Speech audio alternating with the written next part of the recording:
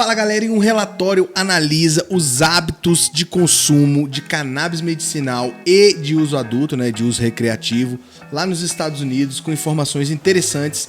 Se liga nessa notícia logo depois da nossa vinheta, fica aí.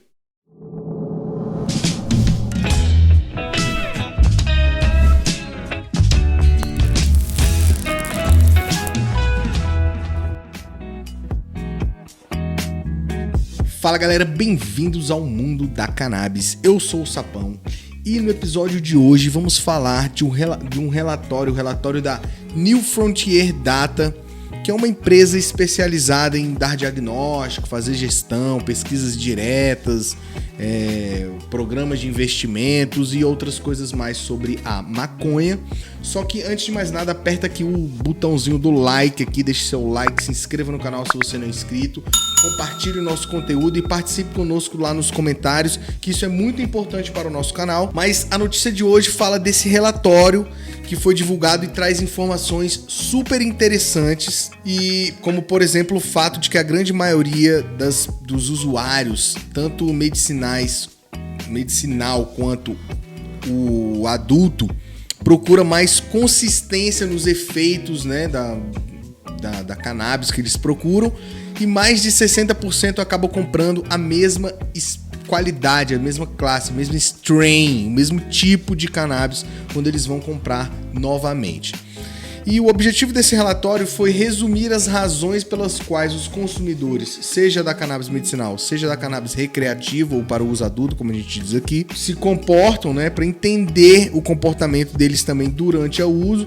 E isso vai poder ajudar não só os consumidores, como também as empresas que investem nesse mercado da cannabis, que vão poder conhecer melhor os seus clientes.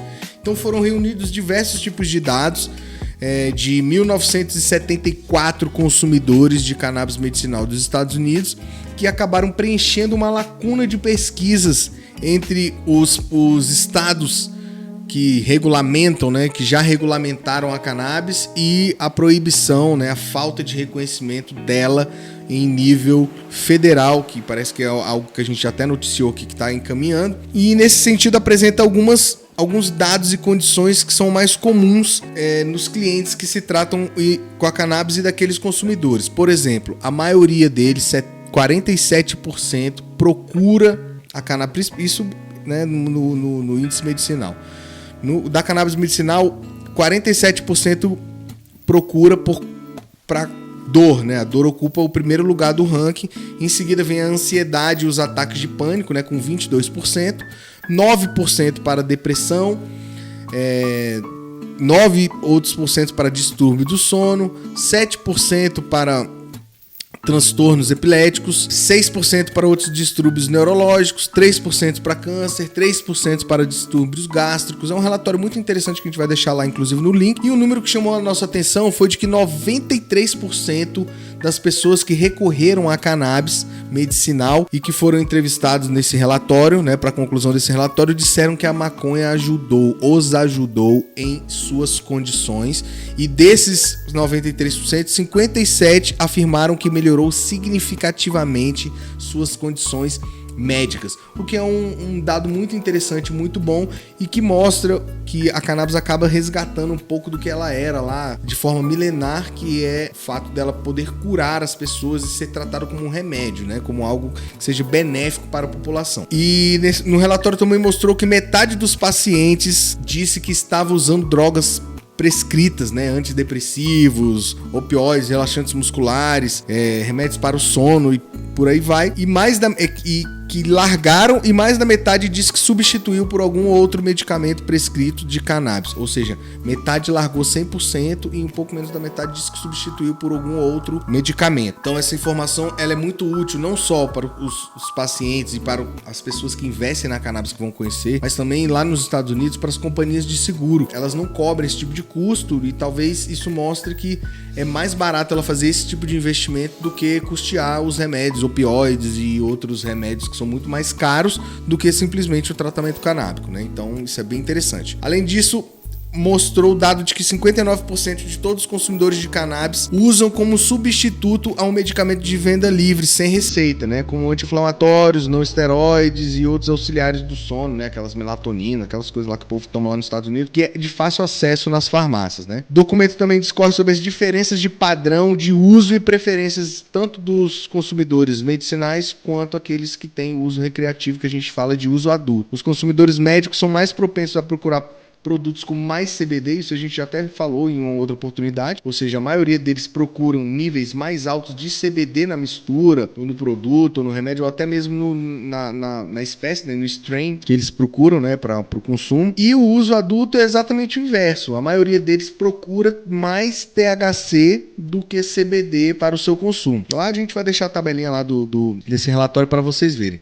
Nessa tabelinha mostra também que 43% dos usuários médicos e 57% dos consumidores adultos preferem produtos mesclados com 50% de cada um. Então, isso mostra um pouco do perfil do usuário nos Estados Unidos, especificamente, onde foi realizada essa pesquisa, e isso faz com que as empresas possam trazer melhores produtos, melhores, misturas melhores, fazer um híbrido que atenda melhor aquele público. Essa New Frontier Data, ela também acaba com esses dados aconselhando os varejistas da importância de você entender o seu cliente, de oferecer o produto que ele gosta mais, né? Um dos dados aqui que é bem interessante é que a maioria, né, 59% dos que responderam a essa pergunta especificamente diz que compram a mesma variedade de strain, né, de qualidade de cannabis. E 47% também dos consumidores de uso adulto. Ou seja, a maioria do pessoal acaba buscando aquela que ela se adaptou mais ou que gostou mais. Isso pode mostrar que a indústria, se ela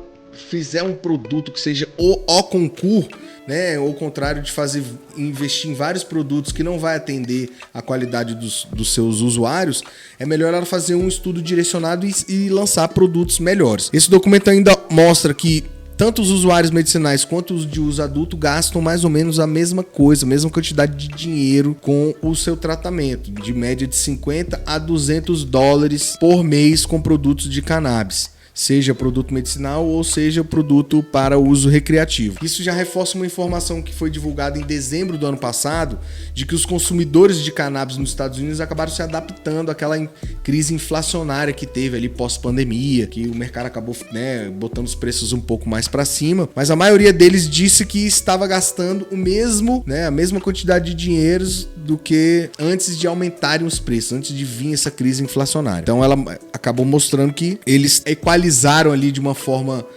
interessante ali o seu consumo e acabam gastando, apesar de estar mais caro, eles continuam gastando a mesma coisa. Isso mostra que eles devem estar consumindo provavelmente menos, né?